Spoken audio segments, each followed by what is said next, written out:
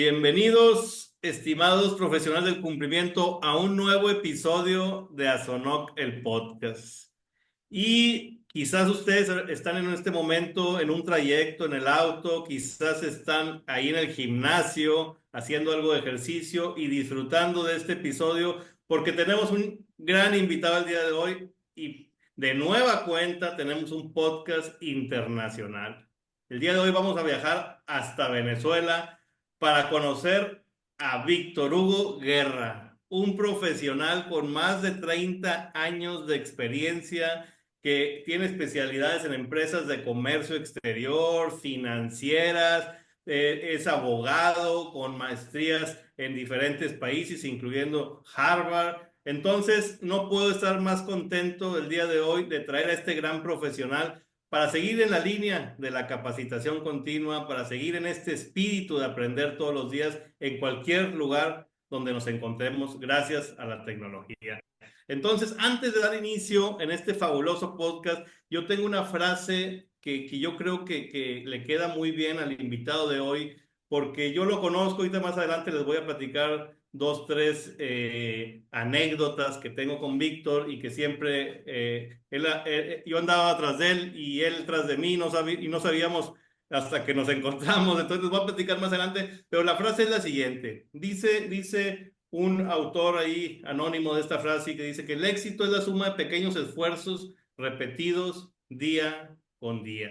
Y los digo esta frase porque creo que la acomoda muy bien al invitado de hoy, porque lo veo cuando un día no saca un libro, escribe un artículo, está en un foro internacional, está en una charla, está en un webinar. Pues ese esfuerzo y ese granito de arena, ese participar y compartir de día a día, hace que los que queremos aprender de grandes profesionales nos enriquezcamos, crezcamos, aprendamos a través de este ejercicio que hace día a día Víctor Hugo. Entonces, bienvenido Víctor, este es tu podcast, bienvenido a tu casa Asonoc, a este episodio más de Asonoc el podcast. Estamos muy contentos de que hayas aceptado la invitación. Muchas gracias, Víctor.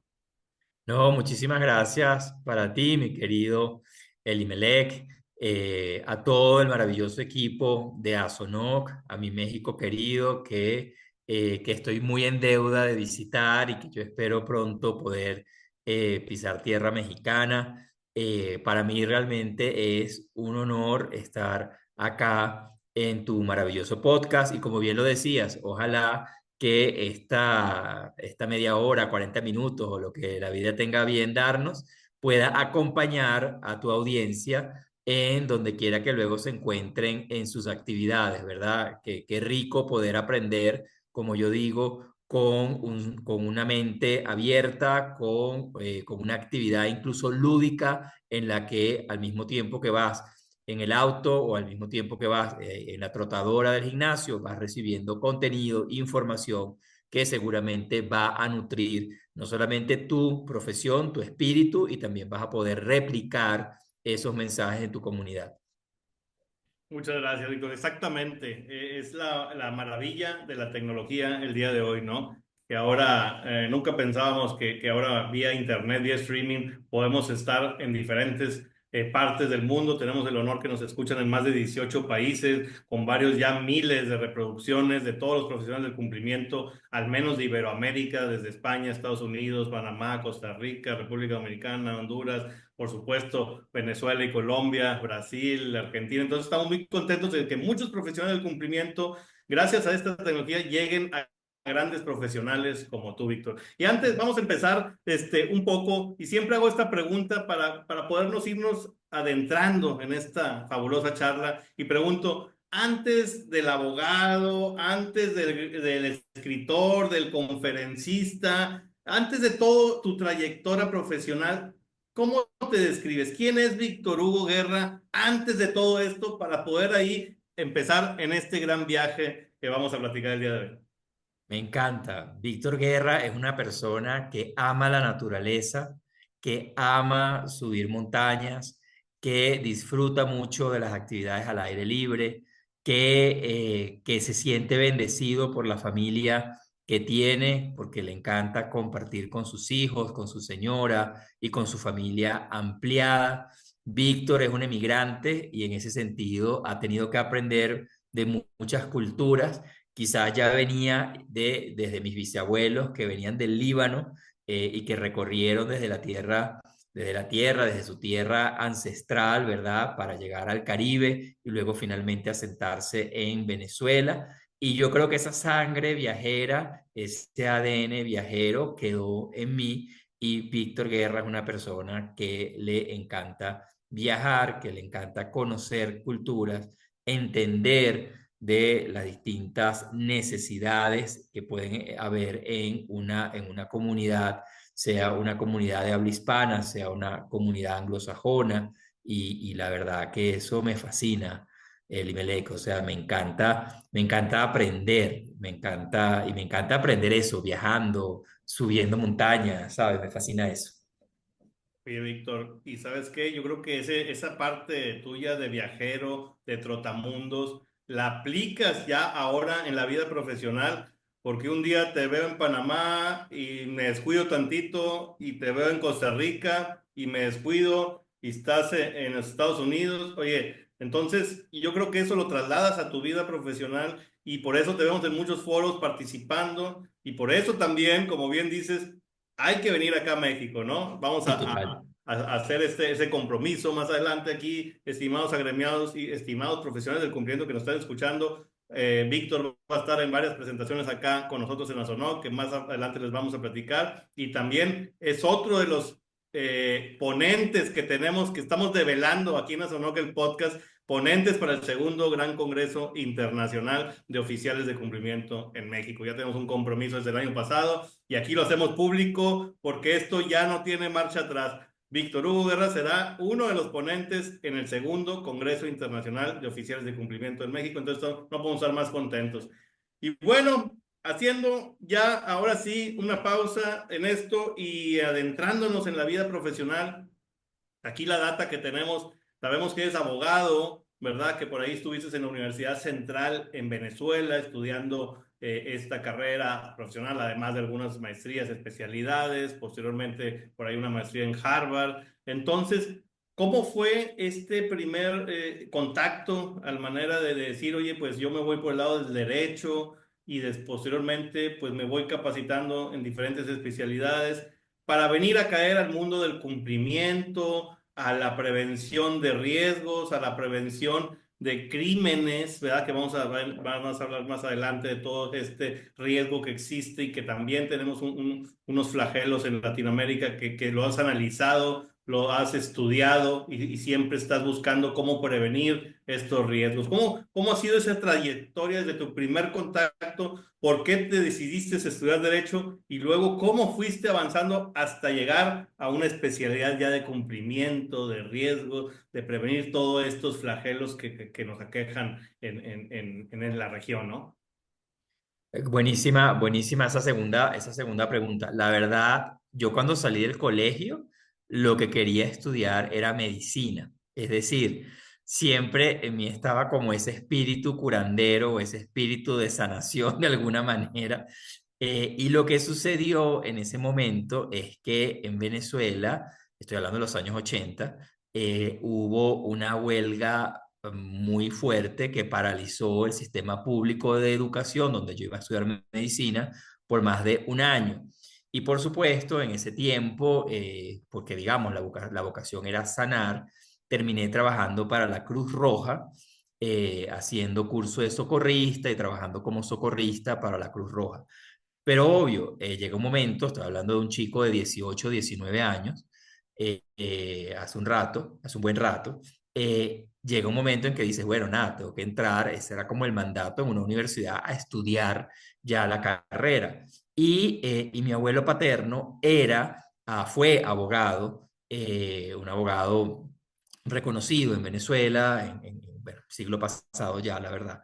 Y pues nada, como que ahí me picó la espinita y dije, yo voy a estudiar derecho. No estudié derecho en la pública, apliqué en la privada, en la jesuita, y terminé haciendo derecho en la jesuita, en la católica Andrés Bello.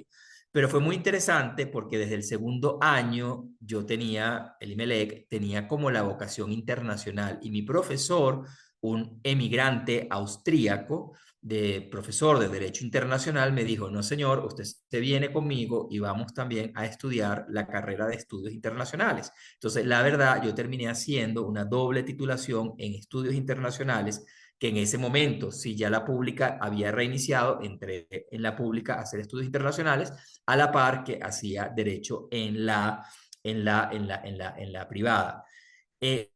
Y luego me fui llevando como por el mundo internacional. Cuando la gente me pregunta a mí cuál es tu hilo conductor, yo siempre digo, yo puedo hablar de muchas cosas, pero siempre va a haber una conexión con el mundo internacional, con la necesidad que tenemos de armonizar reglas, procesos, protocolos, prácticas, desde México hasta la Patagonia.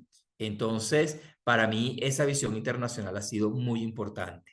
¿Cómo entro yo en la esfera del cumplimiento? Bueno, como sabes, yo trabajé casi 18 años en una compañía tabacalera, compañía tabacalera muy importante en México, por cierto, Sí, claro. internacional. Y claro, la tabacalera tenía un tema siempre de reputación, porque claramente es un producto de un alto riesgo reputacional, además de un alto riesgo para la salud pública. Entonces, desde siempre, desde que entré en esa compañía, el compliance para mí era un área de funcionamiento muy importante. Todo lo que tenía que ver con el soborno, la corrupción, el know your customer, tú sabes, eso hacía parte de mi día a día.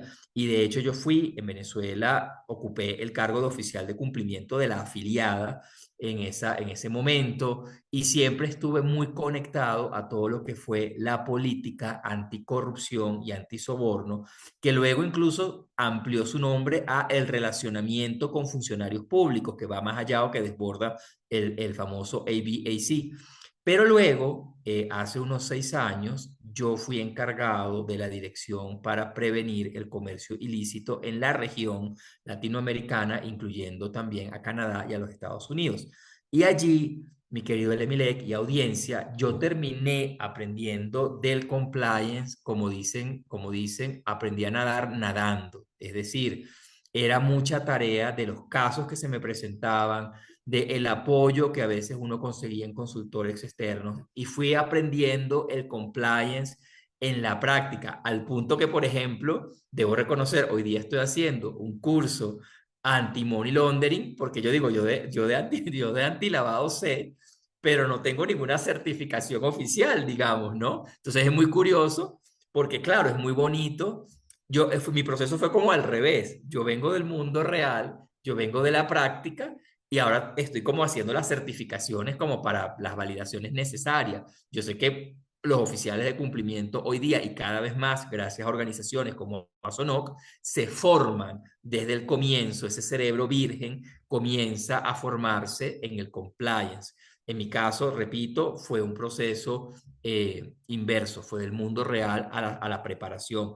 Y claro, al tener una compañía transnacional, la importancia que tiene, había mucho recurso interno, mucho curso interno, hacíamos muchos ejercicios de cumplimiento, la verdad.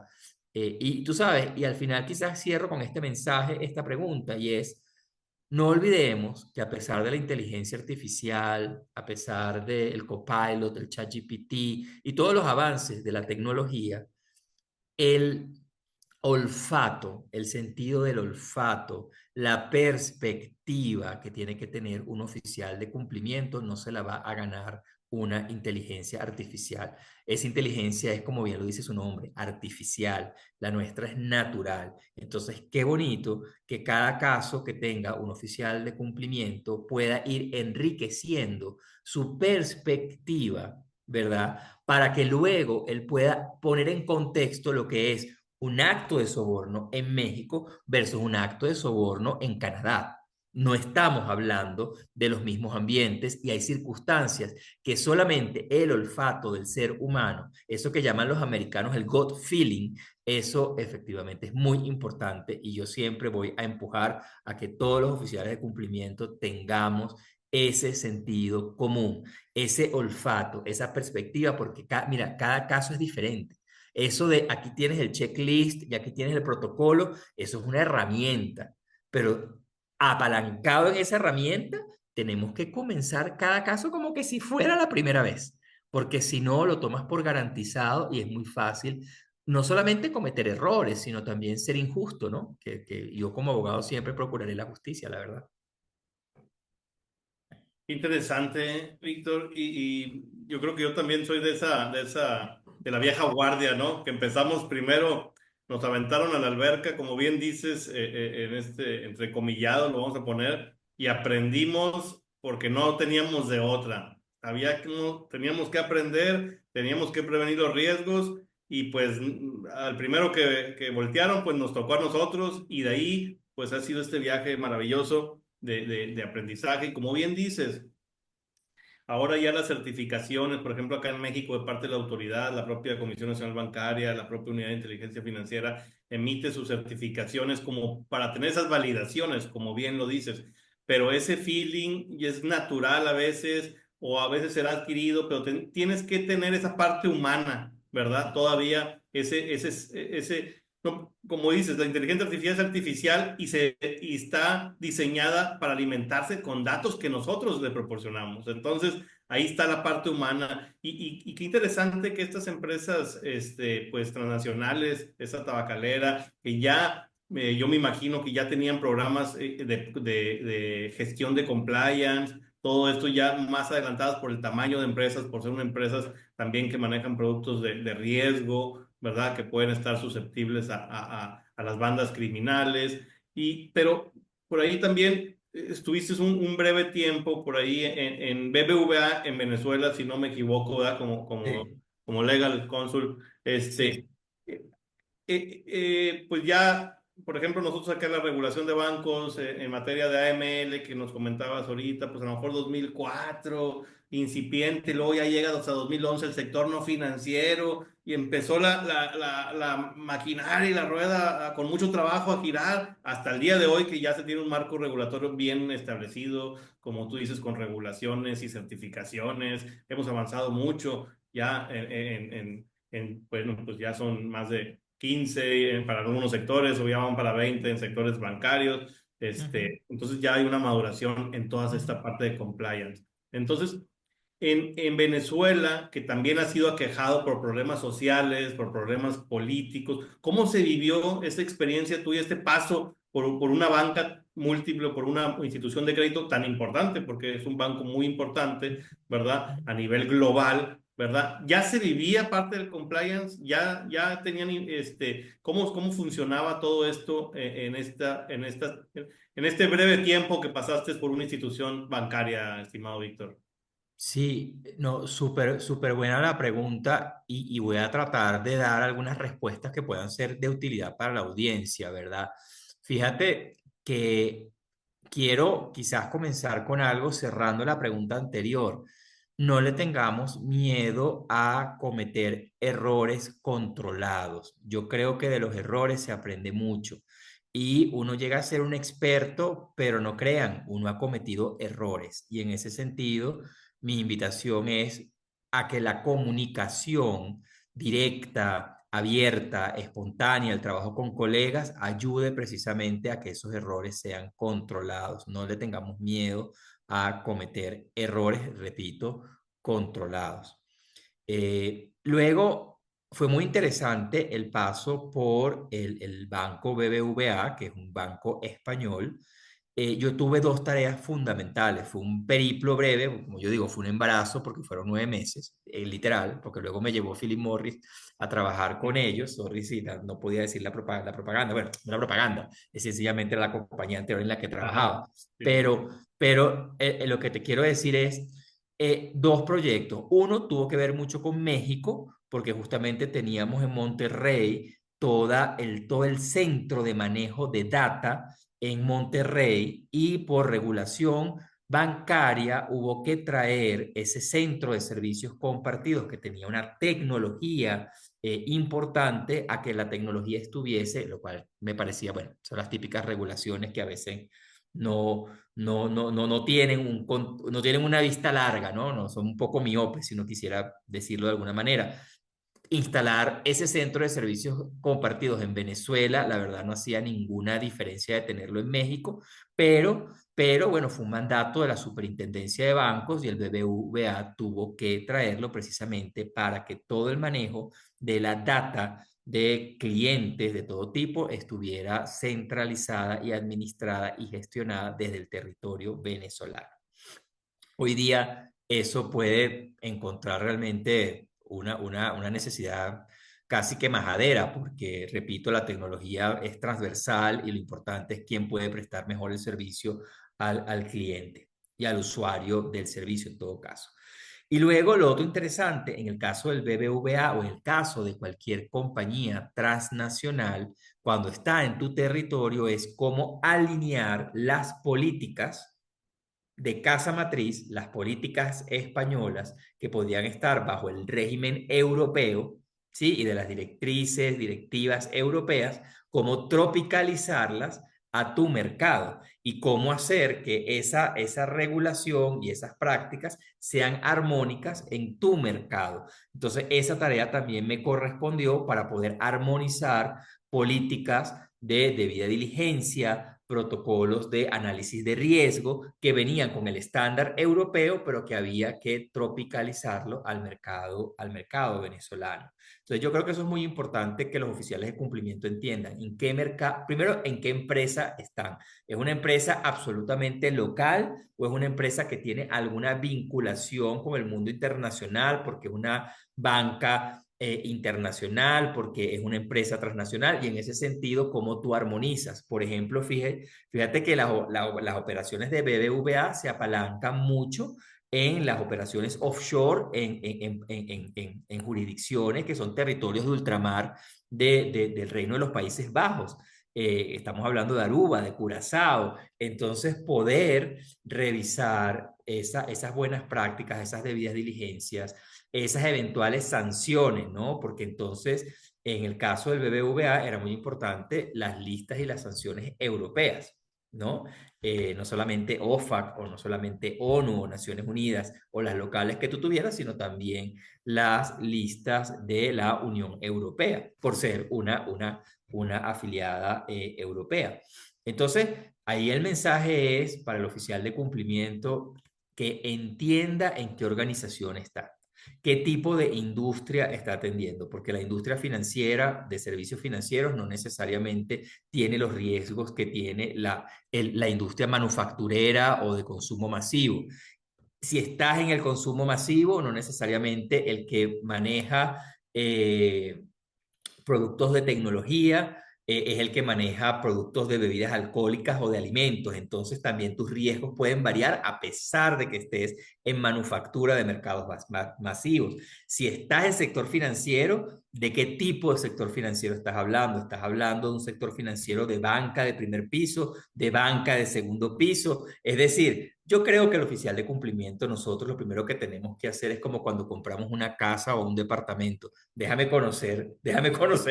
¿Dónde están los cuartos? ¿Dónde están la sala? ¿Dónde voy a poner el refrigerador? ¿Sabes?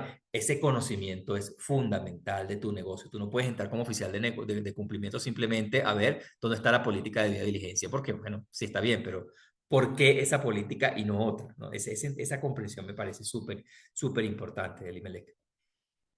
Interesante todo esto en lo que nos platicas y cómo trasladar, como tú dices, de país a país todos estos departamentos, esas políticas, cómo tropicalizarlas. Es Mm, todo un reto para los oficiales de cumplimiento porque también no solo lidian con las políticas para adaptarlas, sino también con culturas, ¿verdad? mm, Porque a veces tenemos diferentes culturas, idiosincrasias, paradigmas. Hay que vencer muchas más cosas, no solo la normativa local, no solo la política de la empresa a nivel global, sino también a veces adaptarlas a la cultura, lidiar con políticas internas de la empresa de manera local, creencias, paradigmas locales. Entonces, todo esto es un reto para los oficiales de cumplimiento y justo ahí me quiero situar porque yo sé que has trabajado en más de 5 países, Víctor.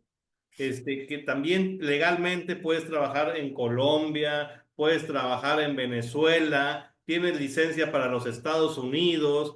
Entonces, ahí estamos viendo un panorama global, ¿verdad? Vamos a decirlo, al menos regional, muy grande, que pues yo creo que nos puedes platicar de cómo se vive el comprar, ya fuera de las empresas, o sea, a nivel país. ¿Tú cómo ves una pequeña radiografía de tu experiencia en estos 5 países donde has trabajado de alguna manera en cumplimiento, en empresas financieras, en empresas comerciales como la tabacalera, todo este tipo de empresas? ¿Cómo se vive el compliance o cómo se vive todo este cumplimiento o esta prevención de riesgos, pero en diferentes países, al menos en estos 5 países que ya has trabajado o que legalmente puedes trabajar incluso en Colombia, en Venezuela, en Estados Unidos, y has viajado tanto a dar conferencias? ¿Cómo lo percibes, verdad? ¿Estamos homologados?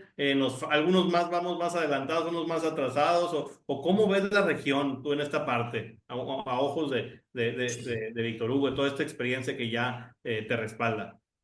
No, me encanta la pregunta porque Elimelech, tú sabes que ahora se dice mucho, tú lo sabes bien, que tenemos que crear la cultura del compliance. Lo que es importante es la Correcto. cultura del cumplimiento. Y se repite mucho y se está diciendo mucho y tú lo ves cada vez que vamos a una conferencia, en los mensajes finales, estos takeaways. La cultura es lo importante. Es importante que el senior management, que la alta gerencia efectivamente sea comprometida y que el oficial de cumplimiento no se vea como un huérfano en la organización o como el antipático, el que va a frenar el negocio, el enemigo del negocio, el oficial. Ahí viene el oficial del cumplimiento, como llegaban en las películas El hombre del maletín. Entonces, o los pingüinos en algunos casos. Tú sabes, ahí viene el pingüino porque viene el oficial de cumplimiento y no, y terrible, viene al lado del de control interno. No, y también viene el de legales. No, esta reunión está muy mal porque viene legales, control interno y el oficial de cumplimiento. No, pues Terrible. escóndanse todos, es terrible. No, terrible, ya no, se acabó. Apague, apague y vámonos, ¿no? Un poco quizás para decirte lo que tú muy bien has referido, que es la cultura que se vive más allá de las prácticas, de las políticas, de los principios que se escriben, de las normativas. Mira, yo tuve un caso que voy a narrar muy brevemente de una inversión, de un negocio importante de distribución en un centro de economía muy, muy relevante donde la empresa hizo una inversión millonaria en dólares americanos. Y en algún momento en el monitoreo de la instalación de ese negocio, ya comenzando, digamos, en ese negocio, pues detectamos que estaba ocurriendo unos supuestos pagos indebidos a agentes de seguridad oficial. Y cuando tú entras a analizar esos pagos a agentes de la policía para que le brindara seguridad a ese negocio, a ese negocio comercial, resulta que tú empiezas a ver que las alternativas que tenía ese negocio era o la policía o dirigentes de grupos al margen de la ley, guerrilleros, o dirigentes de una etnia indígena, que además esa etnia indígena, por su característica, digamos, morfológica, parecían todos menores de edad, es decir, parecía trabajo infantil. Entonces, el oficial de cumplimiento se ve frente a una realidad de un eventual caso de corrupción que iba a afectar la reputación por pagos en temas de seguridad para cuidar a su propia gente, porque lo otro que ponías en riesgo era la vida y la seguridad personal de tus empleados en 3 instancias: la fuerza pública, grupos al margen de la ley o una etnia o la comunidad de una etnia indígena. A cualquiera de los tres, el escenario era terrible. Obviamente, la instrucción en ese momento de este servidor fue: vamos a parar el tema de la seguridad, vamos a contratar una seguridad privada que pudiese... Yo estoy contando algo que ya pasó y lo puedo decir públicamente, como el problema que presentamos, las alternativas que teníamos y una opción que yo di que fue contratar una seguridad privada que pudiese acompañar y garantizar la salud, la vida de nuestros empleados, pero como esto no era sostenible comercialmente en el tiempo, examináramos si a través de un acuerdo público-privado de dotación a la policía para poder reforzar los esquemas de seguridad, podíamos pasar del esquema privado al esquema público. Palabras más, palabras menos, eso se trató de hacer. El régimen político de ese país en este momento no permitió seguir adelante y después de haber hecho una inversión millonaria, la compañía decidió, después de 2 años, cerrar ese centro de distribución por temas de compliance. Entonces es muy importante porque la compañía que se había metido la mano en el bolsillo para su desarrollo comercial también fue capaz de meterse la mano en el bolsillo para decir, cierro ese negocio porque no puedo garantizar el compliance. Eso habla de la cultura corporativa de esa organización comprometida con el compliance. Pero otro ejemplo que te quiero dar es hoy día está muy de moda por la orden ejecutiva del presidente Donald Trump de suspender las 180 días. Estoy hablando de la ley contra prácticas corruptas extranjeras de los Estados Unidos, que se conoce por el acrónimo FCPA El o FCPA, FCPA, ¿correcto? que ya Eh, justamente era una de las preguntas que te iba a hacer más adelante, pero qué bueno, adelante, no, adelante. ok, podemos volver a ella, pero voy por un tema de cultura y de entender las culturas de dónde va y dónde, cómo tiene que evolucionar un negocio. La FCPA o la FCPA es de 1977 y esa ley prevé, legalmente hablando, una cosa que se llama pagos de facilitación o facilitating payments. Estos pagos de facilitación tienen unas condiciones muy rigurosas que se tienen que cumplir para que ocurran, pero que es desde la perspectiva anglosajona que está emitiendo una ley de prácticas corruptas extranjeras, entendiendo que hay mercados como el venezolano, el colombiano o el mexicano o cualquiera de nuestros países latinos en donde estos pagos de facilitación pueden ocurrir y que si se cumplen requisitos como está en riesgo tu vida y tu seguridad, son pagos de poca monta, de poco valor, son pagos que además no van a tener una relevancia en decisiones finales como una sentencia de una corte. Es decir, tiene unos requisitos muy estrictos, pueden operar. Eso para mí es un ejemplo claro y clave de cómo una norma entiende las diferencias culturales. Pero voy un paso más allá. En el año 2010, los papás de los americanos, es decir, los ingleses, decidieron aprobar su ley especial contra soborno, la Anti-Bribery Act de Inglaterra, de los británicos, del año 2010. Esa ley dijo, no, aquí no van a haber pagos de facilitación, eso que consagraron los americanos en la FCPA del año 77 queda prohibido.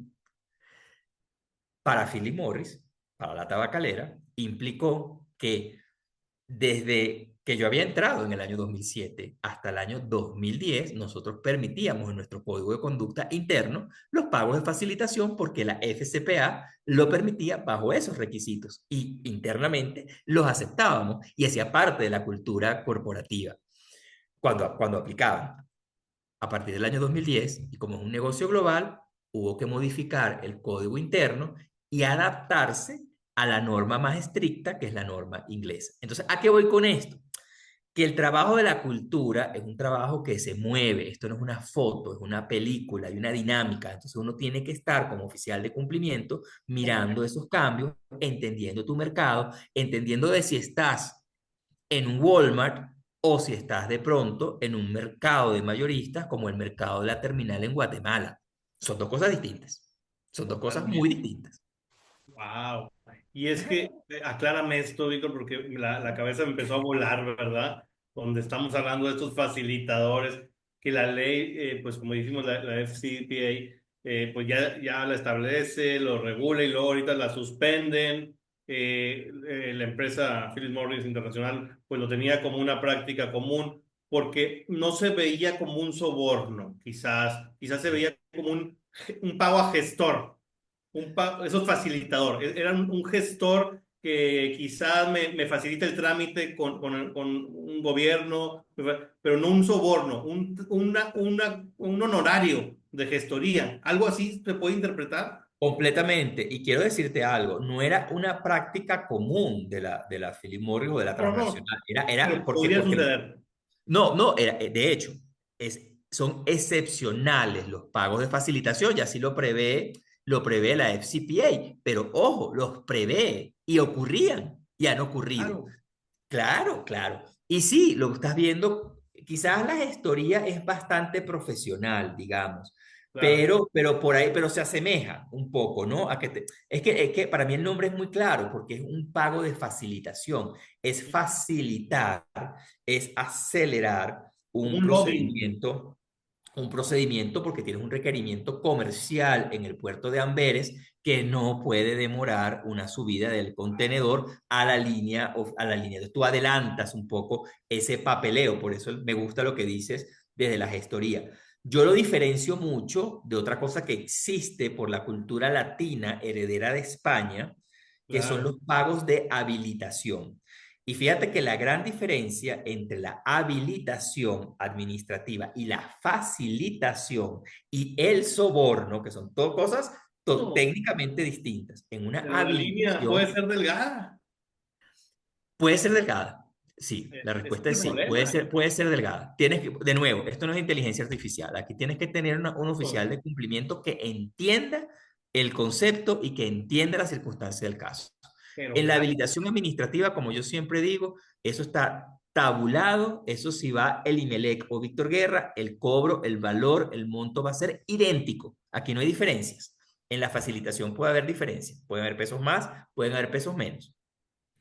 En la wow. habilitación administrativa te entregan un comprobante o una factura por lo que pagas. En la facilitación no hay comprobante de nada. Por lo Ujú. cual la recomendación siempre es, si eso llegase a ocurrir, que tú documentes a la interna de tu organización que la facilitación ocurrió. ¿Por qué? Porque si después tú viene una auditoría del Departamento de Justicia de los Estados Unidos y te dice, no, es que aquí hay unos pagos de facilitación, ya un momentico, muéstreme dónde está el análisis que se hizo para aceptar el pago de facilitación y cómo lo documentaste tú a la interna después, porque eso es lo que yo voy a ir a auditar, ¿sí? Entonces es Claro. diferente. En el soborno, aquí no hay ni habilitación ni facilitación. Aquí tú vas con un interés claro De de que se obtener produzca una beneficio. decisión a favor tuyo, No, cualquiera que sea esa decisión. wow, la línea es bien delgada, porque aquí me está facilitando un proceso que tú ya tienes establecido, y en el soborno vas por un lucro que no tenías, o sea, vas a obtener un beneficio absoluto de un proceso que tú no tenías ni siquiera en la mano, un contrato vas a adquirir. Exacto, Sí, exacto. el soborno, esos conceptos que nos dices, qué barbaridad, me vuela la cabeza. Estimado auditorio, aquí es donde vamos a seguir en esta charla que está muy interesante con Víctor, porque es un experto. Y les cuento un poco, yo tuve la fortuna, porque ya nos andábamos persiguiendo en la mente, y el mundo es muy sabio, la naturaleza es muy sabia y conspira y hace que coincidamos. Y coincidimos justo el año pasado con nuestros amigos de World Compliance Forum, que le mandamos un saludo aprovechando a World Compliance Forum, a José Quesada y a todo su equipo, por allá en Costa Rica. Y yo iba pasando y sí me hizo la cara conocida, estaba ahí en una charla y dije, ah, mira, Víctor, ahorita me voy a acercar con él. Y revisando la agenda, veo que su tema era muy similar al mío, rozábamos aquella ISO Claro. 37001, la 37001, donde habla de sistemas de gestión de compliance, de la gestión antisoborno, todo esto me causó mucho interés. Dije, híjole, ojalá me toque antes que Víctor, porque como eres un experto, me va a opacar, ¿verdad? Me va a opacar, dije, y sí, No, así fue, afortunadamente, no. justo fui primero yo y después Víctor, les cuento, estimado auditorio, entonces ya desde ahí dije, bueno, pues la suerte está, los dados están cargados, está a mi favor, pero bueno, esa es la historia que les tenía de cómo coincidimos Víctor y yo, que más adelante vamos a ampliar esto. Y ahí, Víctor, es donde me estás diciendo todas estas, eh, pues, vicisitudes que hay en diferentes países, en diferentes regulaciones, latitudes. ¿Y será las normas internacionales de estandarización, las ISO, será la solución de que apliquemos en nuestras empresas globales, al menos todas esas empresas que comercian a nivel global, bancas, como hablamos de BBVA, que es un banco global, todos estos sistemas de gestión de compliance que nos habla la 37301, si no mal recuerdo, y la 37001 que nos habla de toda esta parte de evitar la corrupción, el soborno, toda esta parte. ¿Será que tenemos que dar la cultura, sí, del cumplimiento, pero vamos a estandarizarnos también como país y vamos a adoptar en empresas de todos los tamaños, porque muchas veces nomás solamente se ve lejos a veces de esas pequeñas empresas y dicen, no, eso es para empresas transnacionales, internacionales, ahí se los dejamos allá a ellos. Y luego lo ves acá en pequeños comercios y no saben ni qué es compliance. Y luego, entonces empieza a ver todo esto y dices tú, ¿qué está pasando? ¿Será la solución que sigamos con el mensaje y tratar de implementar estas normas internacionales de estandarización, este sistema de gestión de compliance tan importante que yo creo que es un semillero para que de ahí se propague la cultura al interior de las organizaciones y evitemos estas líneas delgadas de las que estamos hablando, que se conozcan muy bien estos códigos de ética, estas medidas que se tienen, esas políticas para evitar ser víctimas de soborno o tener Claro. estos casos de corrupción al interior, porque recordemos también casos, pues que por ejemplo, ahorita que hablábamos de facilitadores, no pudo dejar de pasar de mi mente el caso que tuvimos acá de la estafa maestra, de Obedrecht, todo esto que nos ha afectado acá a México, de otros países, y estuve, espérate, ¿qué está pasando aquí, verdad? ¿Cómo nos vamos a prevenir? Porque son empresas gigantescas, transnacionales que vienen y hacen sobornos, llegan a altas esferas quizás de corrupción gubernamental, se rompen muchos esquemas. Entonces, ¿qué podemos hacer? Yo precisamente en Costa Rica hablando con Kenny Alvarado, que estoy seguro que la conoces, Sí. que trabaja en el Poder Judicial, que hizo, es que aquí ya implementamos un sistema de gestión de cumplimiento, ya existe un oficial de cumplimiento dentro del gobierno, específicamente en el Poder Judicial. Entonces, todo esto ha ido avanzando y haciendo doble clic en esta CISO que mencionamos, Víctor. ¿Tú crees que las empresas de todo tamaño, cómo le haremos? ¿Cuál será la lucha que debemos de seguir en este camino de, como bien dijiste, vamos con el mensaje del cumplimiento, vamos con el mensaje, pero bueno, vamos a ponernos, a remangarnos las mangas y vamos a tratar de implementar todos esos sistemas para poder evitar riesgos? ¿Cómo ves esta temática? No, buenísimo. Nuevamente, esto creo que va a ser una conversación muy larga, porque la verdad que está buenísima. Tú nutres mucho, no, tus comentarios nutren muchísimo y también me vuela la cabeza cuando te escucho. Mira que tú habías dicho algo también importante en la pregunta o en el comentario anterior en relación a cómo entra uno a los mercados y cómo mira uno un poco las distintas diferencias. Hay dos índices que yo siempre recomiendo con las salvedades de lo que uno dice siempre con la data, con los índices, con las encuestas, ¿verdad? Pero nuevamente, ahí es donde tenemos que tener la perspectiva, donde tenemos que tener esa inteligencia humana, no la inteligencia artificial. Estos dos índices son el índice de transparencia internacional, que recientemente acaba de ser publicado del año 24. No es muy diferente de lo que venimos viendo en la última década. Me temo que el planeta sigue estando de acuerdo con este índice en colores rojos, que nuestra región sufre los avatares de una región en donde los índices de informalidad, donde los índices de pobreza y pobreza extrema, donde la desigualdad es una característica, no podemos tapar el sol con un dedo. Entonces, no de gratis, cuando uno mira ese mapa de transparencia internacional, uno va a ver a la región latinoamericana muy colorada, muy rojo, para indicar que están con un índice de percepción de corrupción muy alto. Y esto tiene un efecto en la economía global de resfriado. Si Venezuela aparece casi en color negro, porque ya no es un rojo fuerte, un color casi negro, obviamente se convierte en un hub de corrupción para el resto de la región y para que ocurran desde Venezuela cualquier actividad que puede favorecer a Jalisco Nueva Generación, al cartel del tabaco, a los Zetas, o sea, aquí porque efectivamente son espacios donde ellos pueden descansar y favorecerse de esa realidad. Entonces, el índice de transparencia internacional es un índice que yo recomiendo para mirar justamente esa distinta situación. El otro índice es el índice global de la iniciativa global contra la delincuencia transnacional organizada, el GTOC. Este índice, el primero fue del año 21, el segundo es del año 23. Este índice tiene dos componentes muy importantes. El componente que se relaciona con cuál es tu índice de delincuencia transnacional, que va del 1 al 10. Entonces, por ejemplo, países como Colombia y México están por encima del 7. Entonces, tú puedes entender que la situación no es muy buena. Pero al lado de esa data, GTOC también te publica cuál es la resiliencia, cuál es la capacidad que tiene el Estado para hacerle frente a esa situación. Entonces, son dos índices que yo recomiendo para que los oficiales de cumplimiento vayan generando su perspectiva y entiendan en qué ambiente se desarrollan. Yo no creo que el compliance esté, y voy a narrar aquí dos experiencias personales, esté diseñado solamente para las 500 empresas más poderosas o más ricas del planeta.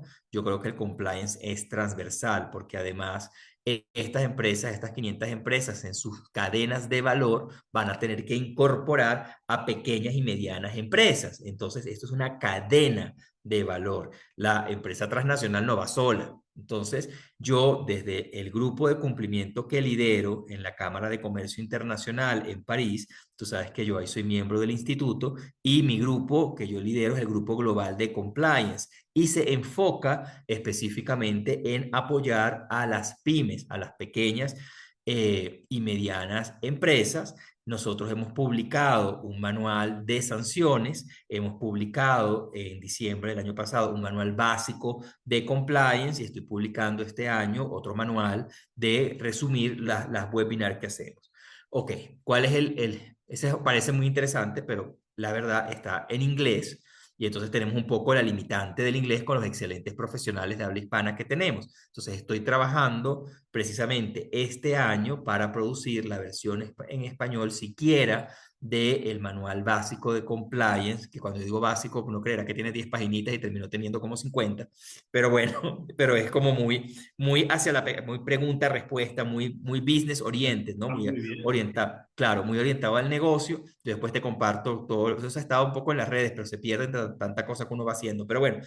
Entonces, yo diría, uno, los índices que acabo de comentar. Dos, para tu punto de esto no está limitado a las grandes empresas. Las pymes, las pequeñas y medianas tienen que hacer parte de los programas de cumplimiento. Es más, muy importante. Bueno, yo quiero decirte y decirle a la audiencia que una pequeña y mediana empresa a veces produce mucho más que una transnacional pequeña. Ojo, que es Sí. transnacional porque tiene un negocio transfronterizo, pero termina produciendo mucha plata. La definición de pequeña y mediana empresa en la Unión Europea es una empresa que factura anualmente 250.000 euros al año. Esos 250.000 euros al año no es poca cosa. Claro. No es poca cosa. Entonces, bueno, para una pequeña o mediana empresa. Entonces, esos también son datos que son importantes tener en la cabeza. Y el tema luego de la armonización lo narro con la experiencia que tuve en el Parlamento Latinoamericano y Caribeño. Tú sabes que yo redacté la ley modelo para la prevención del comercio ilícito y el crimen transnacional organizado. Empecé en el 2019, publicamos en el 21, y eso no es para solamente hacerme la propaganda de eso, no, sino para decir que yo soy un fiel creyente de la armonización normativa. Es decir, cuando nosotros tenemos recomendaciones GAFI, cuando nosotros tenemos normas ISO, cuando nosotros tenemos leyes modelo parlatino, esas son varas que nos ayudan como economía, como país, como comunidad a subir el estándar. Entonces, no debemos reinventar el agua tibia, sino que tenemos que voltear a los esfuerzos del sistema multilateral y de las organizaciones internacionales como la ISO, como el Parlamento Latinoamericano, como la OCDE, de la cual hace parte México Colombia, Chile y Costa Rica, mirar esos esfuerzos porque soy un fiel creyente en que la armonización nos ayuda a subir el estándar. Entonces, señores oficiales de cumplimiento, después que escuchen este podcast, tienen que ir dónde está el índice de transparencia, dónde está el índice de GTOC, dónde está la labor que hace el Instituto de la Cámara de Comercio Internacional de París, dónde está el esfuerzo de la OCDE y hacerlo parte de su librería, hacerlo parte de su información. Con eso yo cerraría esa respuesta, o ese Sí, comentario. Víctor, no, y sí, me clarificas mucho, porque ahora sí que esta parte primero de los índices, este, me golpea así, ¿verdad? Porque tienes toda la razón. No se puede hablar de compliance sin combatir pobreza. Sí, no se puede hablar de compliance si no combates la falta de educación, ¿verdad? De salud, ¿verdad? Todo esto en el mismo nivel que los países avancen en mejores servicios de salud, en mejores servicios educativos, en eliminar pobreza, evidentemente toda la parte de cumplimiento va a aumentar porque también pues hay un tema ahí de gente quizás de escasos recursos que no ve otra salida más que cometer un acto criminal, ¿verdad? O no ve otra salida más que dejarse envolver por las bandas del narcotráfico, por los cárteles de la droga, porque no ven otra salida para quizás salir de esta extrema pobreza. Entonces, ¿cómo vas ligando todo esto hasta llegar a todas estas organizaciones ya internacionales y a la propio, como tú dices, a la propia esta guía que es de compliance, de 50 páginas que yo creo que dices tú, oye, pues es mucho, no, yo creo que es bastante consolidada y quizás las empresas, esas pyme que también hablas, de pequeñas y medianas empresas, quizás a lo mejor dicen, no, es que yo no tengo los recursos para certificarme, pero sí tienes los recursos para seguir una guía, para hacer un programa interno de compliance, para que tu Eso. propio departamento de una, de dos o tres personas sí sigan esta guía de cumplimiento. Yo creo que nos clarificas mucho el camino con estos comentarios y tienes toda la razón, ¿verdad? Cómo se enlaza una idea con otra. Entonces me quedo muy contento con esto que comentas, Víctor. Y se apalancan, claro, muchas gracias. Y se apalancan, y deben apalancarse en asociaciones como ASONOC. Tú sabes Claro, todo lo que tú haces de manera gratuita y disponible para la comunidad de cumplimiento de la región. Es decir, el que tiene ojos que vea, la verdad, ahí está. Y yo creo que ustedes hacen una labor extraordinaria de gracias. divulgación del conocimiento y de las actividades. Incluso, como tú lo decías, estos eventos que a veces pueden sonar un poco pomposos, en realidad son encuentros maravillosos entre oficiales de cumplimiento de distintas latitudes que comparten experiencias durante el cafecito, durante la cena, Tal durante el cual. desayuno, en el break de la conferencia y se van nutriendo. Entonces son espacios maravillosos, la verdad. Exactamente. Justo para allá iba y qué bueno, vamos ya que estamos en esta montaña rusa de las asociaciones y de todos estos congresos, tú ahora bien lo mencionas, es un esfuerzo pro bono que hace uno, Mm. es un esfuerzo de muchos profesionales como tú que vienen a compartirnos un poco de su conocimiento y de esta manera hacer estas redes de apoyo, ¿verdad? Que bien Mm. menciona mi querida Londra, que el día de hoy no pudo acompañarme, que también le mando un saludo. Entonces, ¿cómo ves todo este esfuerzo que estamos haciendo a nivel al menos Latinoamérica, con nuestros hermanos precisamente de Colombia, de Panamá, de Costa Rica, de la República Dominicana, acá nosotros en México, Puerto Rico, etcétera, etcétera, sin que se me falte ninguno, pidiendo ahí un disclaimer, que no me falte ninguno de todos los que hacemos todo este esfuerzo, ¿tú cómo ves toda esta parte ya social que se está haciendo un movimiento ya, pues si es un movimiento ya no es local, ya no es de un país, es un movimiento regional, ¿verdad? Porque ya estamos viéndolo desde Estados Unidos, vamos a decir, hasta Argentina, hasta Chile, estamos viendo un movimiento regional muy importante de asociaciones, de congresos, de todo esto. ¿Cómo estás viendo esta evolución para subirnos un poquito al DeLorean, irnos al presente y al futuro, y ver cómo ves tú todo esto?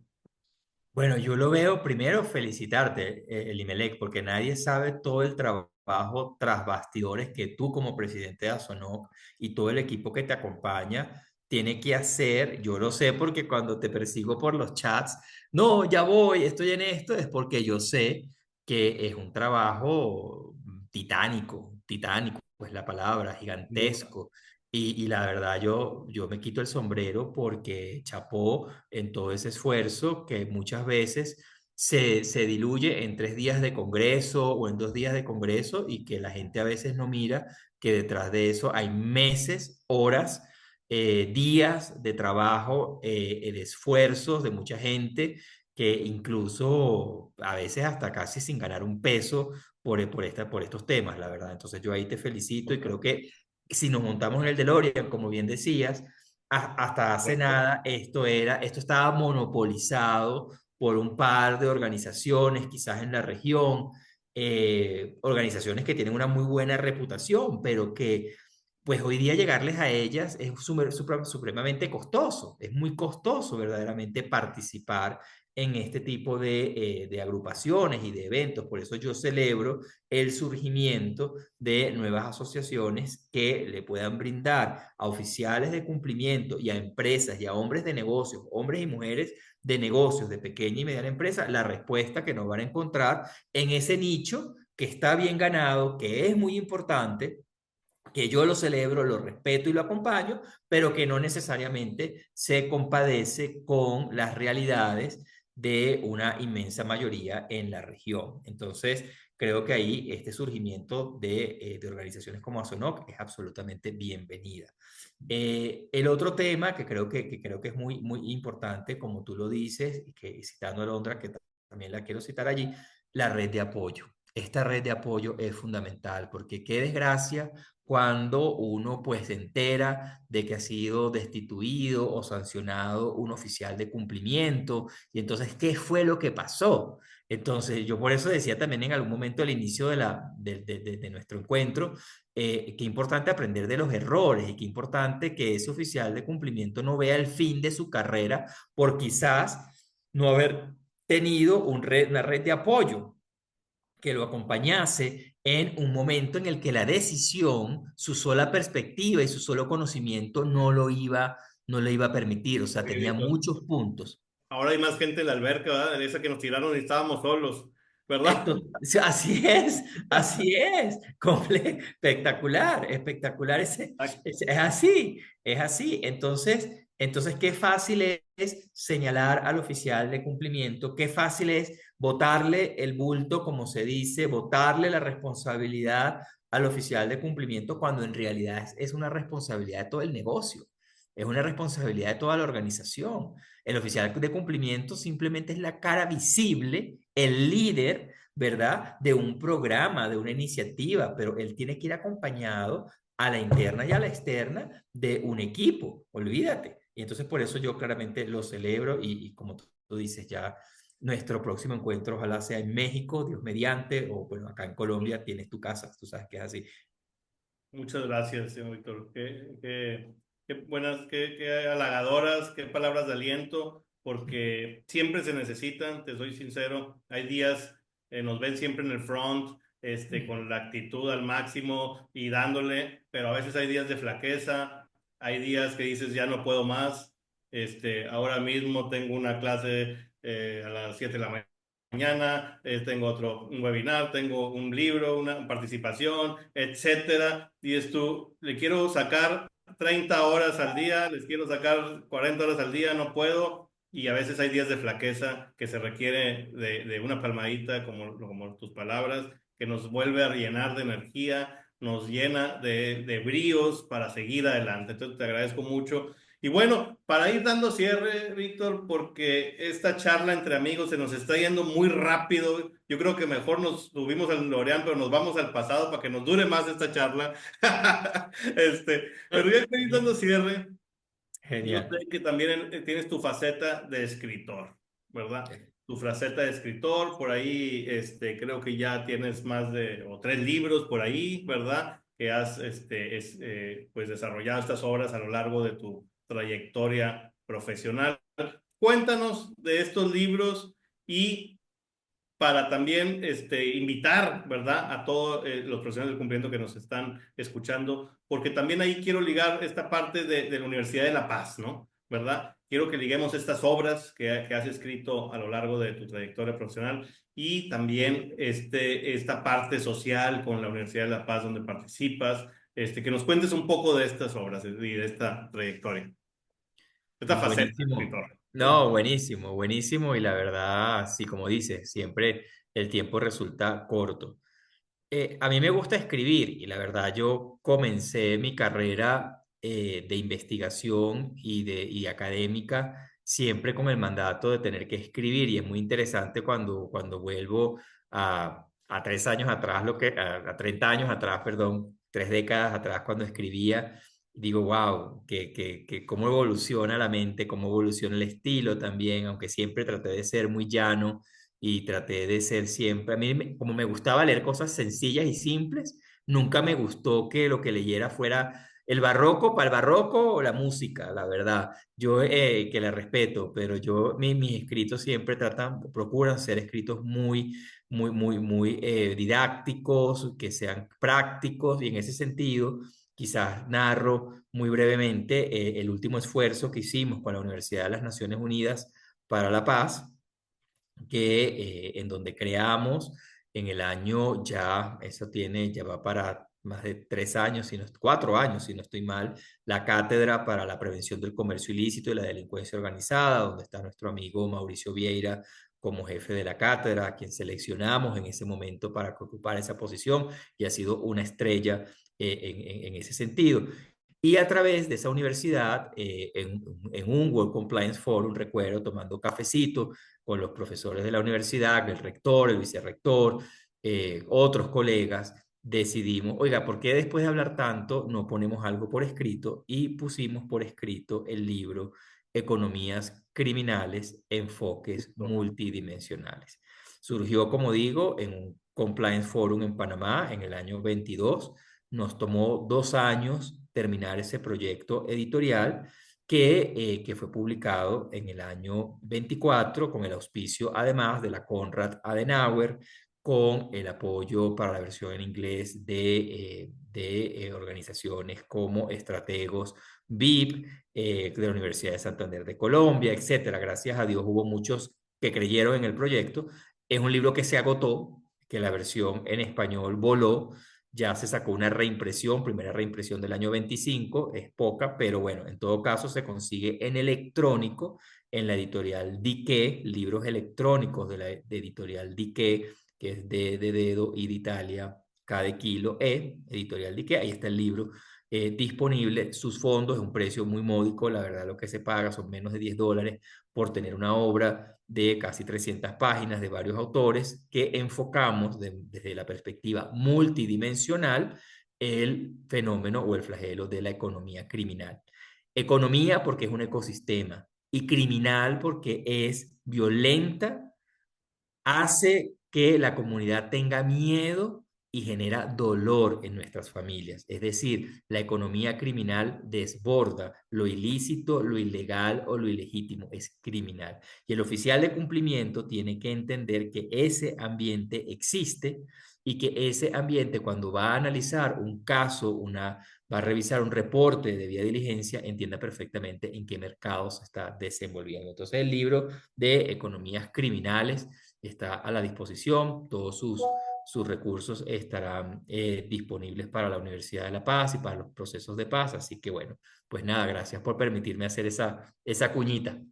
No, no, no, no, no, al contrario, gracias por platicarnos de toda esta obra, esta última obra, como dices tú, que es de economías criminales con este enfoque multidimensional, ¿verdad? Y como bien dices, ahí hay que hacer un doble clic, estimado Víctor, porque yo veo a los oficiales de cumplimiento a veces, o aquellos que van empezando, o aquellos que están en empresas quizá no muy grandes, y dices, oye, a mí, pues yo voy empezando en esto y acabo de salir de la universidad y yo quiero cumplir con la normativa para que no, mi empresa no se vea afectada, no le llegue una multa económica por parte del regulador.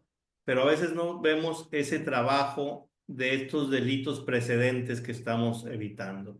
Estamos Correcto. quitando esta droga de la calle, quizá llega uno de nuestros hijos o de nuestros familiares. Estamos quitando esta oportunidad de estas bandas criminales de una trata de personas.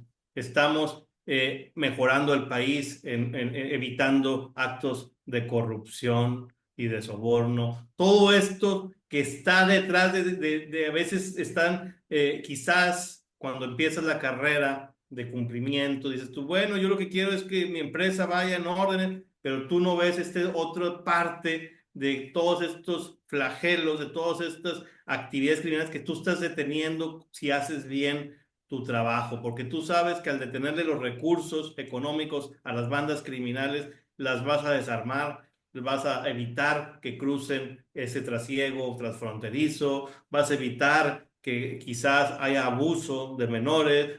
Hay mucho beneficio social en esta labor que hacemos día a día y creo que en esta obra, como bien lo mencionas, de economías criminales, vamos a ver un panorama de todo esto, cómo Así es. hay dolor, hay corrupción, hay maneras de cómo los países debemos de seguir avanzando, cómo la labor del profesional tiene que contribuir a poner este granito de arena. Y yo creo que en esta red de apoyo que hablábamos antes, en todo este fuerza que estamos haciendo ya a nivel iberoamericano, vamos a tener un resultado bastante positivo para tratar o para luchar de tener un mundo y dejar un mundo mejor, estimado Víctor. Entonces, me parece fabuloso. ¿Y cómo ves si hacemos de una vez aquí el anuncio de que nos lo vas a mandar el libro para ponerlo en el marketplace de Azonoc?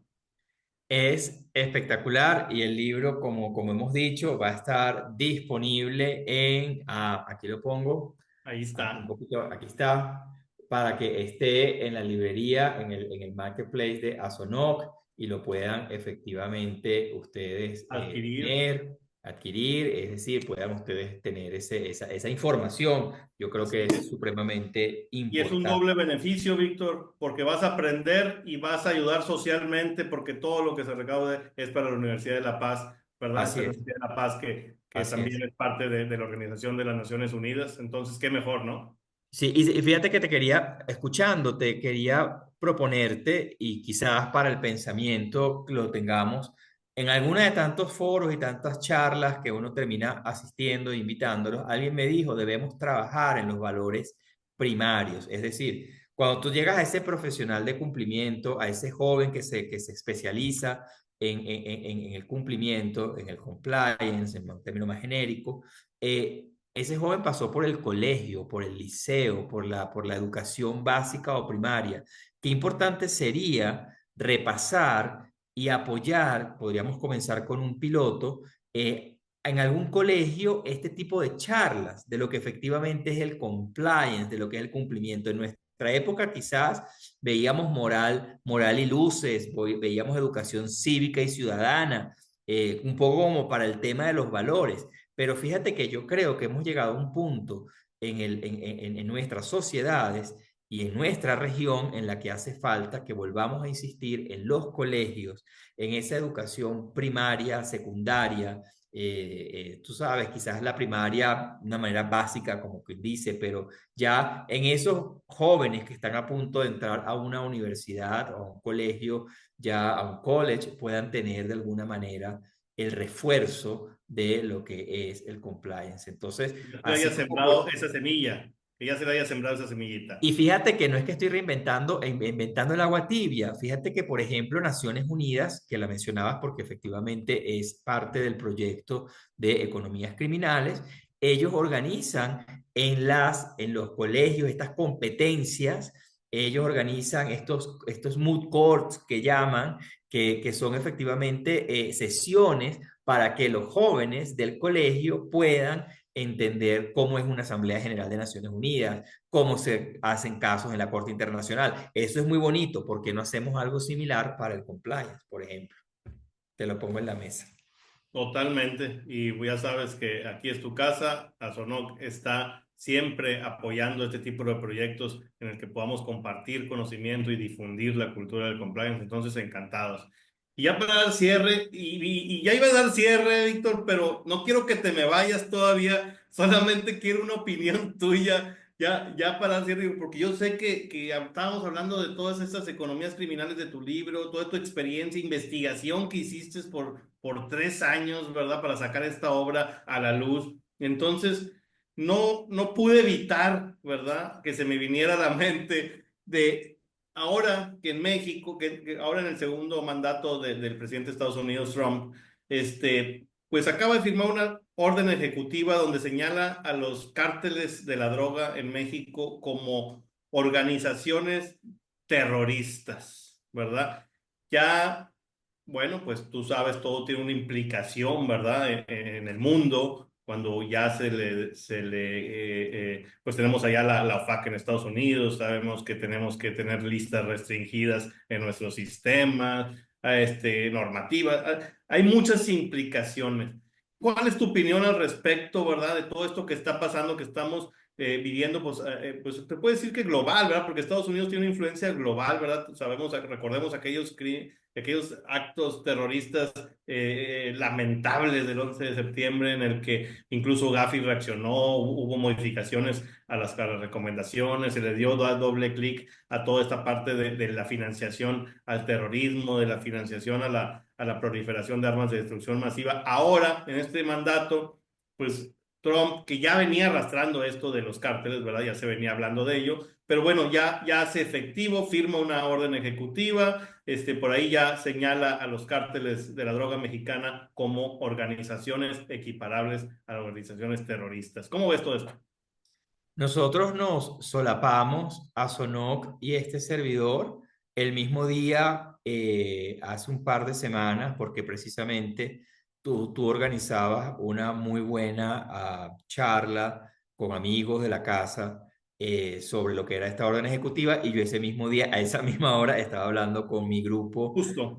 justo de la sociedad, en la Sociedad Que Internacional de nos Sanciones. comunicamos y estuvimos dando una charla que nos empalmamos, pero que estábamos hablando cada quien en foros diferentes. Y por Eran eso foros quise sacar diferentes. esta El- última Total. pregunta, perdón. No pasa nada. El tuyo era en español, este mío era en inglés. La verdad era muy relevante porque, pues porque ahí dijimos varias cosas importantes para cómo tiene que interpretarse y cómo tiene que entenderse. Yo creo jurídicamente hablando, que es una orden muy bien estructurada. Tiene unos argumentos legales como, por ejemplo, usar de base la ley y la orden que inicialmente hizo el presidente Bush hijo por los atentados terroristas de los talibanes en los Estados Unidos en el año 2001.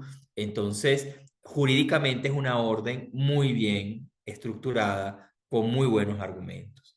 Luego, es una orden que en su versión, en la orden ejecutiva, no menciona expresamente carteles mexicanos, solamente menciona dos organizaciones que, eh, que están mencionadas en esa orden original, que es la Mara Salvatrucha, que tiene operaciones entre el estado de California, Los Ángeles y Centroamérica, y el Tren de Aragua, que es venezolano o de origen venezolano. Luego, semanas después, el secretario de Estado, Marcos Rubio, efectivamente hace la noticia pública en donde efectivamente se mencionan los carteles mexicanos expresamente. Todo eso para decir que esa orden ejecutiva hay que leerla de la siguiente manera. Es el financiamiento y la facilitación de la logística a estas organizaciones terroristas que le da a los Estados Unidos la posibilidad de bloquear, por ejemplo, activos financieros. Entonces, eso hace que nuestras listas, nuestras debidas diligencias, porque no solamente a la organización terrorista que comete la actividad, que va a cometer la actividad, sino también aquellas que facilitan la logística. Entonces, eso te amplía la red. Entonces, de nuevo, como toda orden nueva, tiene que verse técnicamente cómo se va aplicando, tiene que verse cómo se incorpora a tus sistemas de gestión para asegurar que tú no caigas por algún apoyo de logística al Tren de Aragua en cuanto a su distribución, en cuanto a sus bienes, en cuanto a su posibilidad de salir de un país a otro. Recordemos que estamos hablando de actividades transfronterizas o transnacionales. Mi invitación a la audiencia es a que seamos técnicos, a que dejemos un poco de lado la política para los políticos. Nosotros, como oficiales técnicos de cumplimiento, no podemos entrar en ese debate político. Tenemos que entender técnicamente cómo está estructurada y cómo la atendemos. Y esa sería mi invitación, Elimelech, a que no caigamos en el juego de la guerra política, de la discriminación, de que nos quieren ver. No, no, momento. Técnicamente, ¿qué está pasando? Y yo sí creo, trabajando economías criminales, yo sí celebro la orden ejecutiva y que sean asimilados a organizaciones terroristas porque efectivamente ponen en jaque, y así lo decía yo en el Congreso del Perú, al cual atendí hace un par de semanas por una invitación del presidente del Congreso de Perú, y dije, estamos en guerra. Y sí, estamos en guerra. Y definitivamente es la guerra contra la economía criminal, del cual estos actores, por la pandemia, por gobiernos que han sido un poco laxos en su visión de ataque o de prevención, bueno, terminamos cayendo en manos de unos grupos que no le hacen bien a nadie en el planeta. Pero cierro diciendo lo que tú sabes que yo siempre digo, hashtag los buenos somos más. Y como los buenos somos más, vamos a prevalecer. Totalmente de acuerdo en que los buenos somos más y totalmente de acuerdo que yo también celebro esta parte a pesar de sus vicisitudes que conlleva para el país, a pesar de las vicisitudes y obstáculos, no obstáculos, retos que representa ahora todo esto para el sistema y financiero, para el sistema de cumplimiento, que yo también lo celebro. ¿Por qué? Porque si nos vamos a la definición en México de terrorismo en el Código Penal, pues sí causan temor a la población, sí amenazan con asesinar gente, sí influyen en las decisiones del gobierno, ¿verdad? Tenemos el caso acá en México del denominado Culiacanazo, donde tuvieron que soltar al hijo del Chapo Guzmán, a Joaquín, el hijo de Joaquín Guzmán Loera, que es Ovidio Guzmán, lo tuvieron ya capturado, lo tuvo que soltar el gobierno, ¿verdad? Por la presión que estaban ejerciendo los cárteles, amenazando familias, estaban amenazando con poblaciones, con destruir, con matar. Entonces, son actos terroristas, si no, ¿cómo les llamamos a eso, verdad?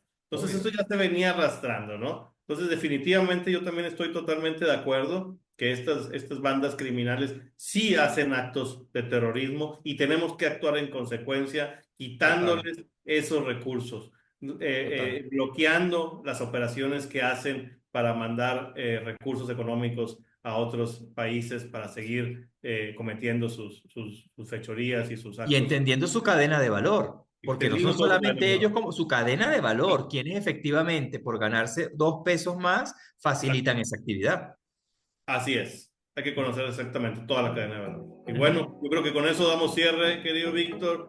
Fue una charla fabulosa. Se nos fue el tiempo muy rápido, más nos alargamos con esta fabulosa charla. De verdad, estamos muy contentos de que hayas participado aquí en nuestro podcast. Todos nuestros profesionales de cumplimiento, yo creo que van a estar ansiosos porque ya se pedía este podcast, ya nos andábamos persiguiendo para poder grabarlo. Entonces, muchas gracias, Víctor. A ti, mi querido Elimelech, a todo el equipo de ASONOC, que sé que está detrás de bastidores. Para mí, un honor compartir con todos ustedes y con tu linda y muy completa y muy valiosa audiencia.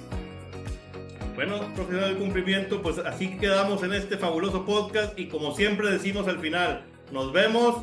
Hasta la próxima. Hasta la próxima.